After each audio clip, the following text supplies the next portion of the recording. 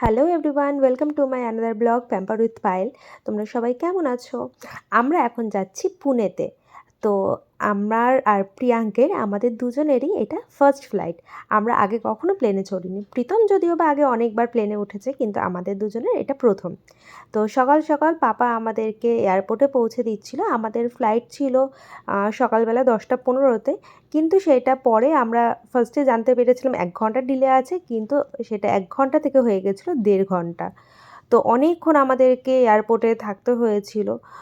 তো আমরা এয়ারপোর্টে ঢুকে এবার আমার ফার্স্ট কাজ ছিল হচ্ছে ফার্স্টে লাগেজগুলোকে চেক ইন করানো, দেন তারপর প্রিয়াঙ্কে খাওয়ানো। কারণ যেহেতু অনেকটা টাইমের জার্নি, তো ওকে না খাওয়ালে ওর বাড়ি থেকে যদিও বা খেয়ে বেরিয়েছিল, কিন্তু তবু ওর একটা খিদে পেয়ে গেছিলো। তো ওর জন্য আমি ফ্লাইটে ওঠার আগে আমি ওকে খাইয়ে দেওয়ার চেষ্টা করছিলাম। তো আমি বাড়ি থেকে ওর খাবার বানিয়ে নিয়ে গেছিলাম সকালের ব্রেকফাস্টটা। আমি এখানে বানিয়েছিলাম রুটি আর আপেল সিদ্ধ। ও সকালবেলা বেসিক্যালি এইটাই খায়। আমি বানিয়ে নিয়ে গেছিলাম আর সাথে একটু গরম জল দিয়ে দিলাম, যাতে ওর খাবারটা একটু গরম গরম মতন থাকে। কারণ একদম ঠান্ডা খাবার তো বাচ্চারা খেতে পছন্দ করে না। আর আমি এরকমভাবে ঝিনুক দিয়েই ওকে খাওয়াই। ও এখনও মানে বসে বসে খাওয়াটা শেখেনি। ওকে একটু কোলে নিয়ে শুইয়েই খাওয়াতে হয়। যে আর তার মধ্যে তোমরা তো জানোই ও প্রচণ্ড দুষ্টু, একটু দুষ্টুমি করতেই থাকে।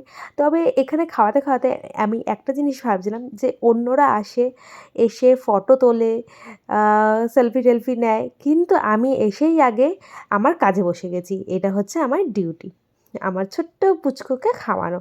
কারণ ওকে খাওয়াতে আমার অনেকক্ষণ টাইম লেগেছে, 1 ঘন্টা মতন টাইম লাগে। কারণ একভাবে যদি ওকে খাওয়াই, একটু মাঝখানে ব্রেক না দিয়ে খাওয়ালে ও পুরোটাই বের করে ফেলে, মানে বমি করে ফেলে। ওর জন্য একটু টাইম লাগে আমার ওকে খাওয়াতে। তো আমি আস্তে আস্তে ওকে ধীরে সুস্থে খাওয়াচ্ছিলাম।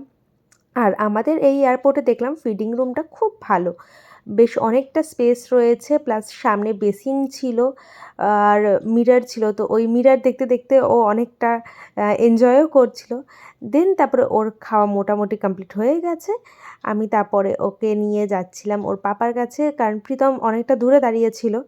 আর ওরকমভাবে নিতে নিতে আমার হাতটা ব্যথা হয়ে যাচ্ছিলো। তো তারপরে আমি ওকে ওর ক্যারি ব্যাগে নিয়ে নিয়েছিলাম। আর এখন আমরা এই দেখো আমরা পুনেতে চলে এসেছি। পরের ব্লগটা খুব তাড়াতাড়ি তোমাদের কাছে নিয়ে আসছি। টাটা।